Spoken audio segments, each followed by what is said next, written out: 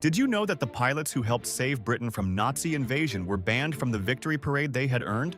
When Germany invaded Poland in 1939, thousands of Polish airmen escaped and made their way to Britain. They had already watched their country fall. They had nothing left to lose, and they flew like it. By the time the Battle of Britain reached its peak, Polish pilots made up roughly 15% of fighter command. They were credited as a decisive factor in turning back the Luftwaffe. Then the war ended. London held its victory parade in June 1946. The Soviets marched, the French marched. But the Polish forces were not invited. At the Yalta Conference, Churchill and Roosevelt had handed Poland to Stalin. A communist puppet government was already in place.